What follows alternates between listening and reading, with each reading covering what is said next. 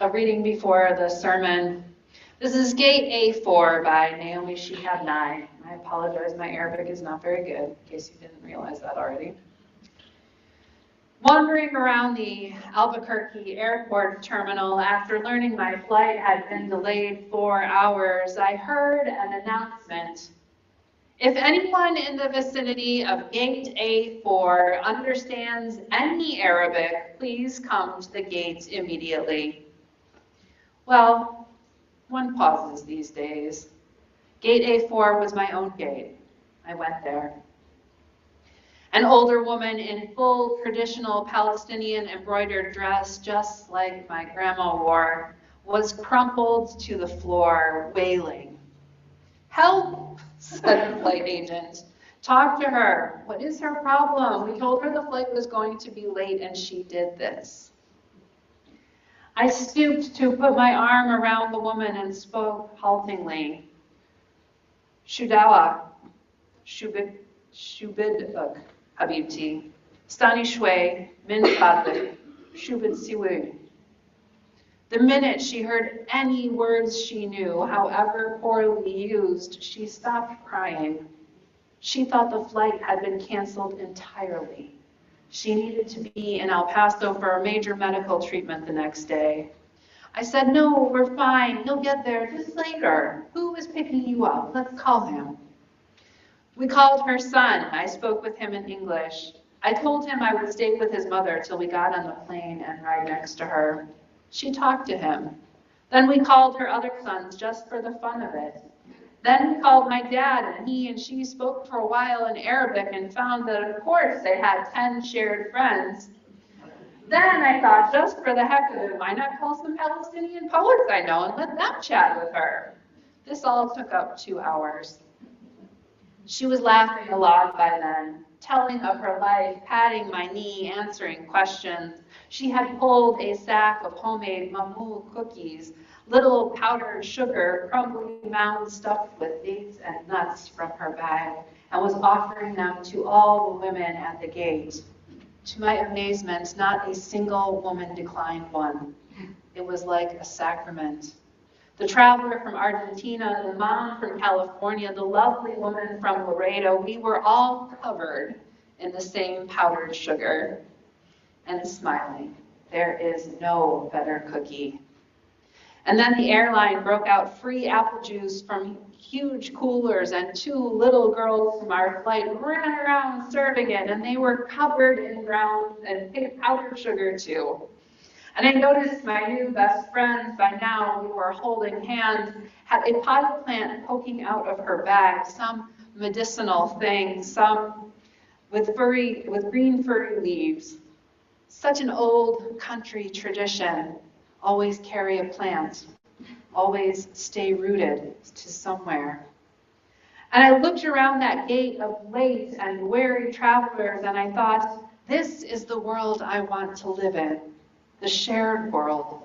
Not a single person at that gate, once the crying of confusion stopped, seemed apprehensive about any other person.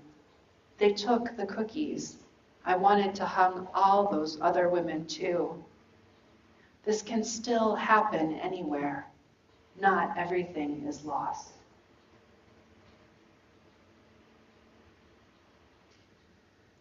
I come from very white people, mostly German and Scot, so Protestant. But I was raised in a multicultural, multi-ethnic area. While kids on the street, I spent my early years went to vacation Bible school. By the time I went to middle school and high school, the classmates I spent the most time with were attending Hebrew school. Probably about a third of my classmates in those grades were Jewish. I grew up in the next suburb over from a city with one of the highest percentages of Jewish people outside Israel, a little over 90%. There were enough Jewish kids in the school systems that they had conversations every year about whether to close for the high holy days due to the absenteeism. The east side of Cleveland was a landing place for many Jews during and after World War II, and again with the collapse of the Soviet Union in the 90s. In high school, there were also a lot more Russian and Russian-speaking people. Every year, Jews honor the High Holy Days, Passover, and other holidays, which I preach on every year, remembering their ancestors by reenacting the events of time past. They remember having once been honored guests in Egypt who became the lowest of slaves. They remember the brutality of the labor required, and they remember fleeing in the Exodus. The Holocaust, pogroms across Eastern Europe, and anti-Semitism all across Europe made those events even more present for so many. Never again. The State of Israel was formed in response to the genocide and mass displacement from World War II.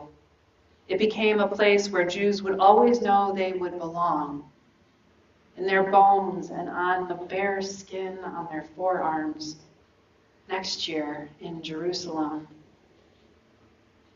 Since October 7th, 2023, with the Hamas attack on Israel that resulted not only in hundreds of casualties, but also hostages, and under this administration, I know Jews have been figuring out how they will leave and escape, assessing who would hide them should the time come, have been making plans for when the risks outweigh keeping put. Given history in that region and in Europe, this is a reasonable response. It is how Jews have kept safe for these generations. Back to me for a moment. I have loved studying people all throughout my life, religions, cultures, practices, and of course languages and their histories. I've studied French and Russian and the people's histories and cultures that go along with them, including how nation states and national identities have been constructed and formed, as well as colonization by both. My interest in languages led me to be in relationship with a variety of people. I wanted to have Russian roommates when I returned from my study abroad in Russia and was connected with two women who were also in the translation program I was in.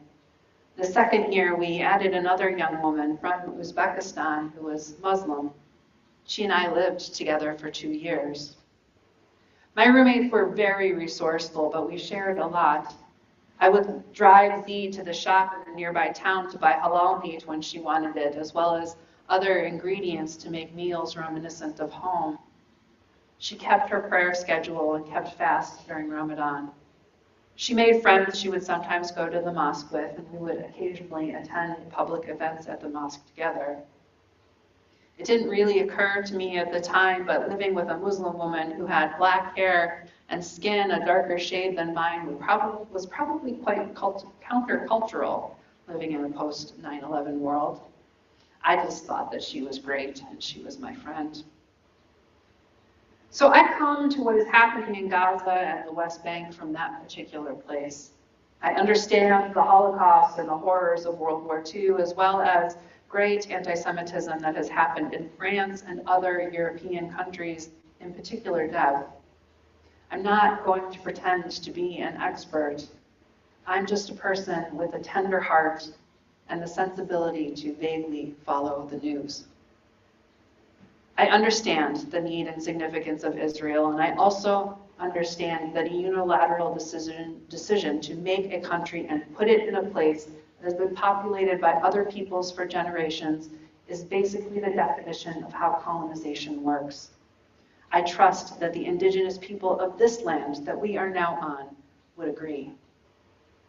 Israel was a gift to the Jews, but not one without very big challenges. For starters, the forced displacement of the people who live there. Following the horrors and traumas of World War II and the foundation of the Israeli state, Jews have taken on the role of the oppressor in the situation, forgetting that they are not the only ones who could claim rights to that land or to safety. What is happening there in Israel, Gaza, the occupied West Bank, all of it is a consequence of that decision, the creation of the Israeli state on the land it currently occupies. A decision not made by the people who live there, but by foreign powers on behalf of others. Also, honestly, in part as a way of not dealing with their own anti-Semitism, while also leaning into their Islamophobia. which Israel continues to practice.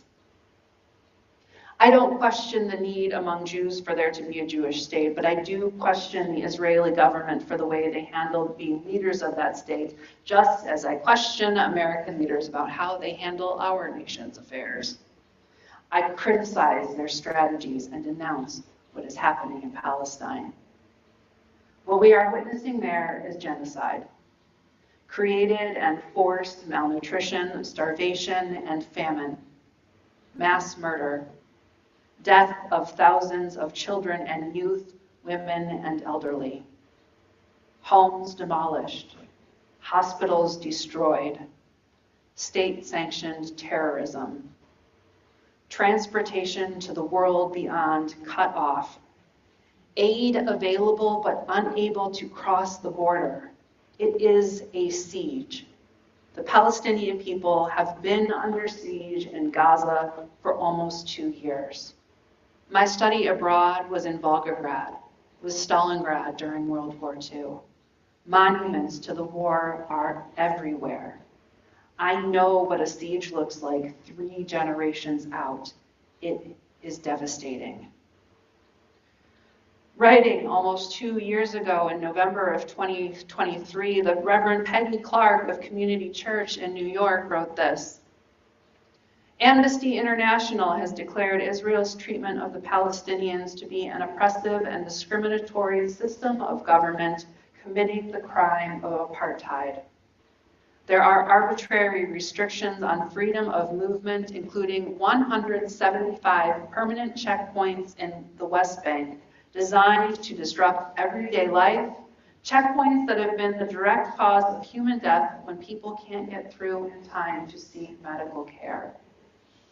Israelis also engage deliberate acts of collective punishment, administrative detentions, random acts of violence, denial of the right to work, and if that isn't bad enough, they also withhold water, force evictions of entire neighborhoods, and according to the UN, there are many meaningful accusations of torture of Palestinian citizens.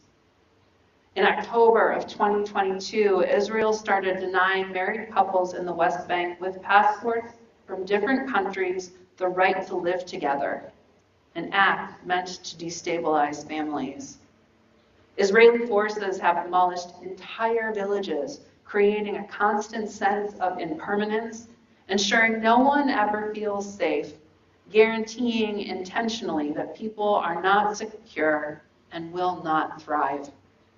For instance, in August of 2022, Israel launched an offensive on the Gaza Strip that destroyed 1,700 Palestinian homes, displacing all of those people.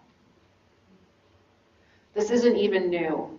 It's been going on since 1948, when the State of Israel was created. Back in 2018, the Norwegian Refugee Council referred to Gaza as the world's largest open-air prison. The war we're seeing in Gaza, especially, and the West Bank now too, has long ago moved away from being an attempt to defend against or neutralize Hamas. Did you know? I learned this week. Hamas is considered a terrorist organization, which is the story that we Americans are told only by the US, Israel, Australia, Canada, Paraguay, Japan, New Zealand, the UK, and the European Union. So mostly by people who look like me. 2 motions in the last 7 years have gone before the United Nations that have failed to condemn Hamas. Many outside of these countries that I've named consider Hamas a liberation movement for the Palestinian people. If you think that this is just an over-there problem, it's more complicated than that.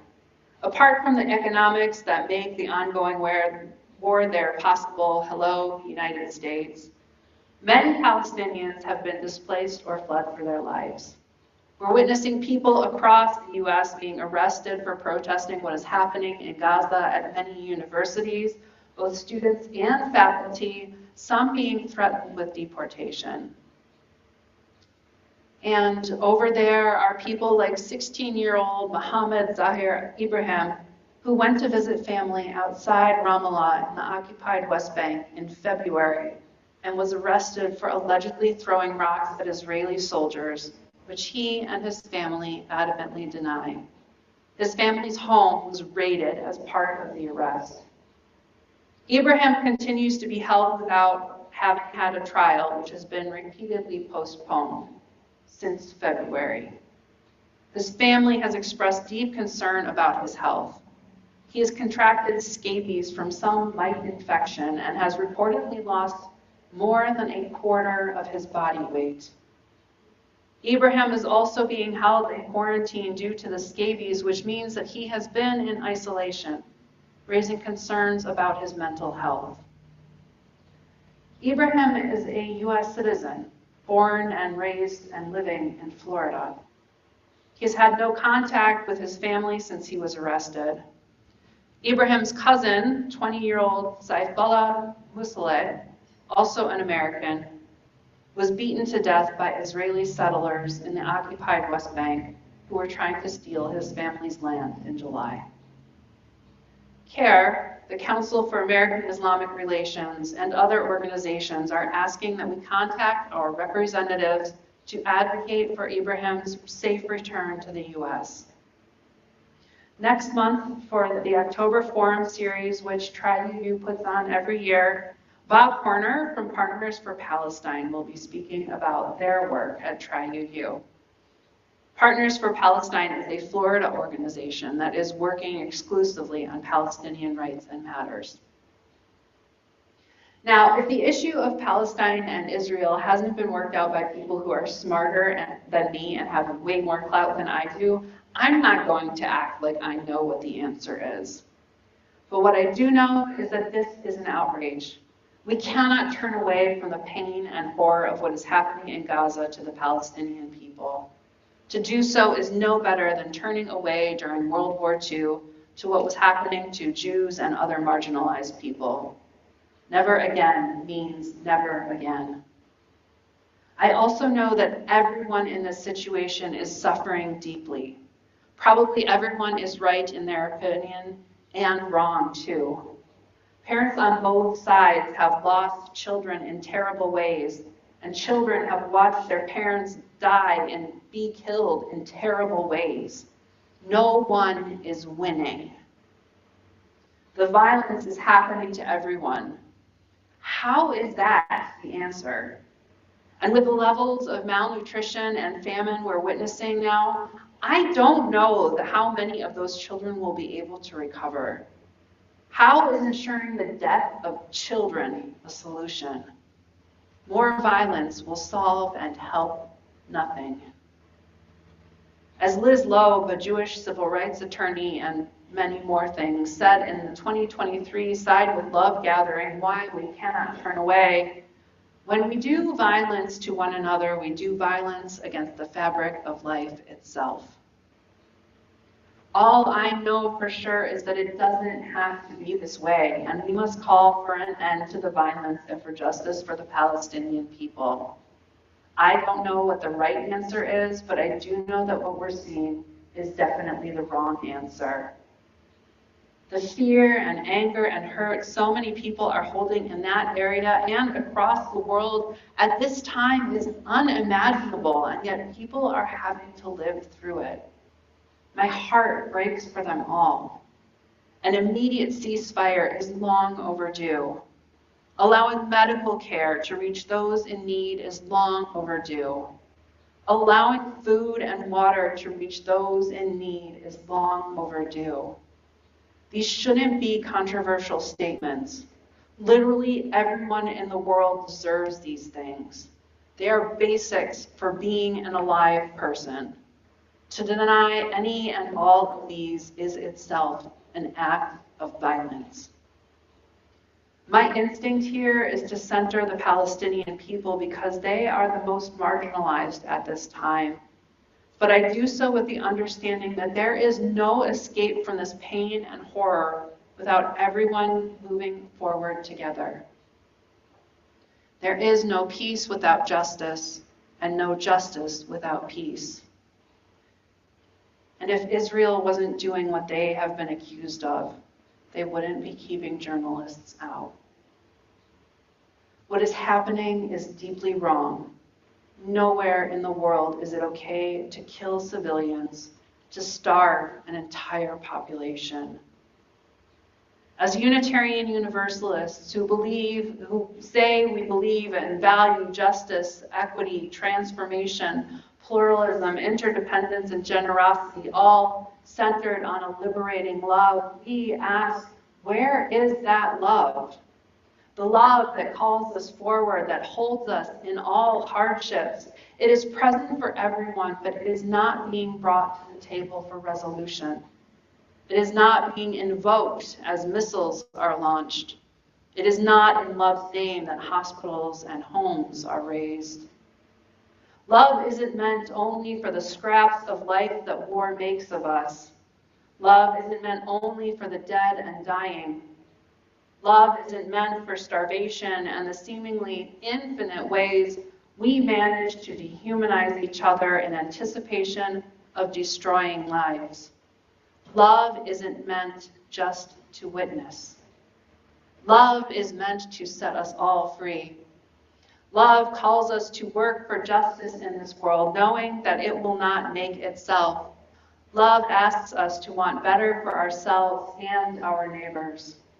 Love doesn't ask for either or, but always for both and. Love sets all tables for peace and refuses to back down or invite war in. Love feeds the hungry and makes sure we all have clean water to drink, to share our stories and our cookies. Love tells us that we must act justly, love mercy, and travel humbly with it.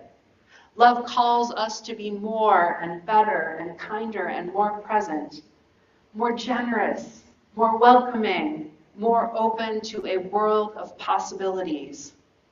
Love is meant to set us all free. May it save us from ourselves.